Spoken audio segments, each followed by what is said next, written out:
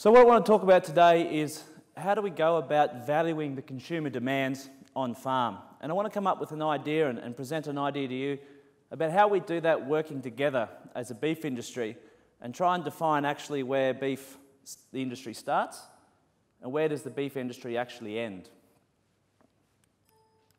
So a little bit about myself. I grew up on Mount Brisbane, 10,000 acre cattle property in the Brisbane Valley. We run a couple of thousand head of predominantly drought master cattle. There's a few white ones in there. That's me and Cooch, about to go mustering. But I still spend a lot of my time there mustering on weekends with my family. And I definitely still see the future for my family in agriculture. Okay? My little kids definitely love getting out to the farm and riding the same pony that I learnt to ride on. That's why he's a bit grey. But we've got a problem. We've only got one planet. Agriculture at the moment uses 40% of the land that's not ice. 2/3 of the agricultural land on the planet are used to maintain livestock alone or crops that are fed to livestock. And we're consuming 1.3 planets worth of resources. Interestingly though, we've got to feed 9 billion people in 2050. On an agricultural land base, it's not going to get any bigger. So the value of agriculture in 2050 is going to be immeasurable. It needs to be good, but it needs to feed the world without increasing its impact on the environment. So to start working at this, WWF globally has identified 35 places on the planet that we need to save. These are the places the richest in biodiversity and ecosystem function. If we have a chance of saving biodiversity and ecosystem function on this planet, we've got to get these ones right. We've also identified 15 commodities that are the leading causes of land use changes and implications for these areas. And one of those is beef, and one of those areas is the Great Barrier Reef. The Great Barrier Reef is under threat, we know that. Long term it may be climate change, but right now it's pollution. Pollution coming from agricultural land in the form of sediment, nutrients and chemicals. And that sediment's entering the reef lagoon in volumes 5 to 9 times larger than natural state, depending on which river you measure. It has a direct influence, drowning seabeds in high flows, which are obviously a very valuable nursery in that marine ecosystem. But they're also the transport vehicle for all the nutrients and chemicals to the reef. Those chemicals that are so good at killing things on land and do a pretty good job of it out there as well, and the nutrients that lead to big changes and blooms in animals like crowns of thorn starfish.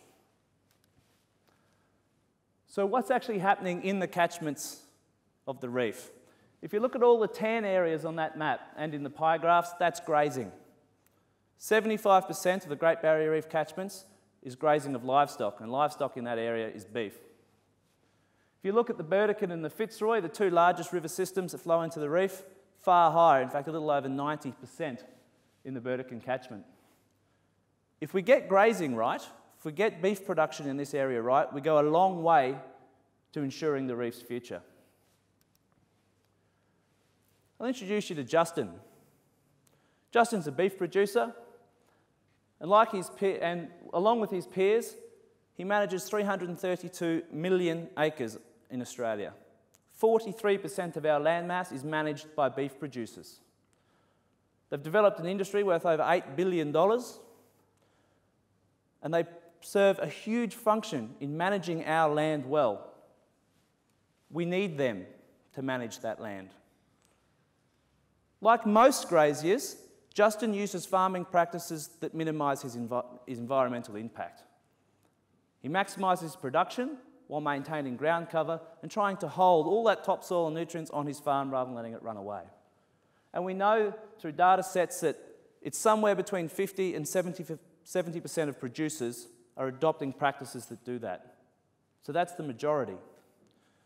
But at its most optimistic, is 30% of producers having increased risk acceptable for our industry?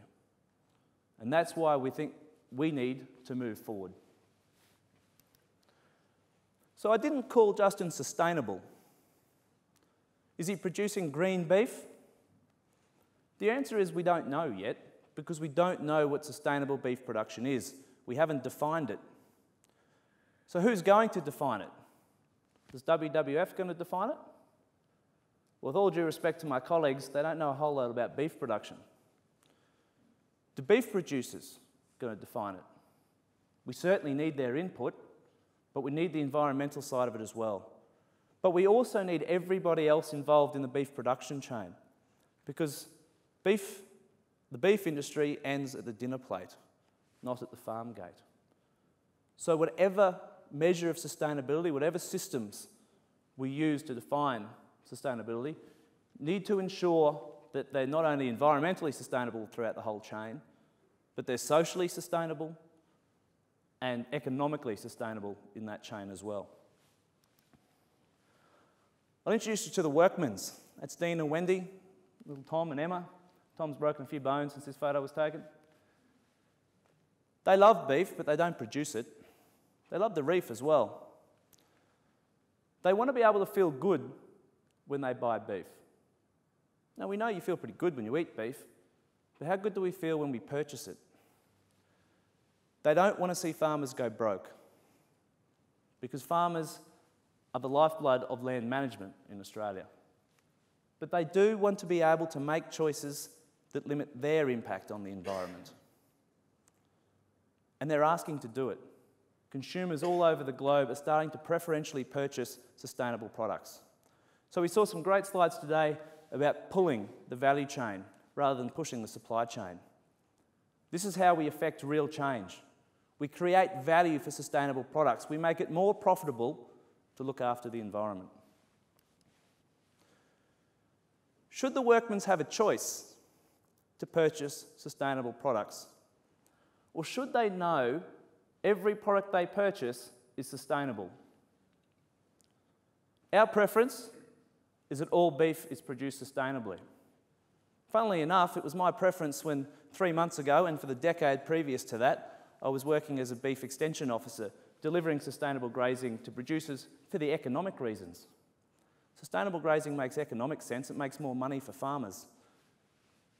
So we can move towards that goal of having all beef on the shelves sustainably produced, because it lifts the economic strength and sustainability of the beef industry also. Funnily enough, though, there's always going to be a consumer who's price sensitive. And we know that if you ask someone walking into the supermarket, do you want to buy sustainable today? They say yes. And then look at their supermarket, their trolley on the way out, and they bought on price. And that's key, because there's a lot of products on there that'll always be price sensitive. There's the sausages, the mince. I know there's no sausages up there, but a lot of that stuff goes into sausages. That people aren't going to demand sustainable. The great thing is, once that rib fillet is demanded sustainable, the whole animal is. So there's a huge amount of pull coming from a rather small section of society at the moment who are willing to value it. So with that small pull, we can create big change in increasing sustainability and providing real incentive for producers to move towards sustainable grazing, the ones that aren't yet. How do we measure sustainability? I could put plenty of arguments towards you to say that beef produced in a feedlot is better than beef produced in grass, for me and for the environment. Could I tell you beef produced in northern Australia is better or worse for the environment than beef produced in southern Australia? Could I tell you that organic beef is better than inorganic beef? Or beef not produced organically? It'd be pretty tough inorganic beef, wouldn't it? The answer is it depends. It depends on who produced it, how it was produced, and where it was produced. How does the consumer make a decision based with all that information? And that's not including all of what happens between the paddock and the shelf. So we need to come up with guidelines and definitions of sustainability that make it pre-competitive, that allow everybody in the retail and consumer space to understand that their product is sustainable.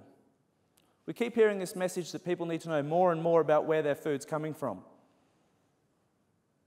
Well, why don't we start giving them the information they're asking for first, and then see if that provides that? They're asking for whether or not their food's sustainable. If we provide them with the guidelines, they'll be able to know. So WWF globally, along with companies like Walmart, McDonald's, JBS, the world's largest beef processor, have started developing roundtables involving the entire industry, along with environmental groups and consumer groups, to start looking at changing entire industries, moving towards greater sustainable production from an economic, social, and environmental sustainability point of view. And we've done it before. We've had good success. The Marine Stewardship Council, if you go into Coles, they're selling seafood now that we know is sourced from sustainable fisheries. The Roundtable on Responsible Soy, Bon Sucro in sugar, and the Global Better Cotton Initiative. These are all cases where industries have got together, defined sustainability, listed and framed the acceptable impacts for their industry, and worked towards improving it, ensuring that global and national production levels are better than those standards. But we have to remember what consumers are asking for. They're asking for sustainably produced beef or other products. They care that the reef's being looked after. They don't care that stock were rotated every 6 weeks. They don't care what the ground cover was. They just want to know the reef's being looked after. So there needs to be this little bit of a trend away from thinking we need to measure the practices that are happening on farm. We need to ask farmers to explain their farming systems to us in order to be classed as sustainable. When all we need to do is measure the outcome. The end justifies the means. If we can prove that they've got good ground cover, and we can do that remotely, whatever they're doing is working from the case of reducing sediment entering the reef. So we can do this really simply. We can allow the industry to value sustainable production without an impost on the producer. So there's a lot of value in being able to measure sustainability. Without this, we risk losing a bit of faith in our industry.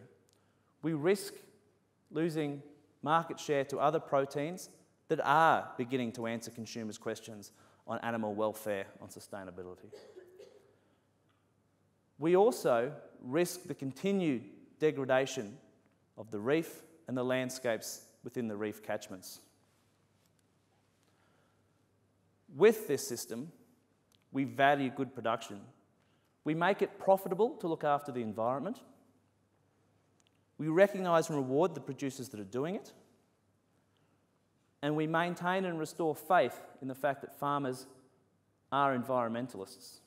This idea that environmental groups and farmers can't work together doesn't make sense when I think of who manages the vast amount of the environment here in Australia.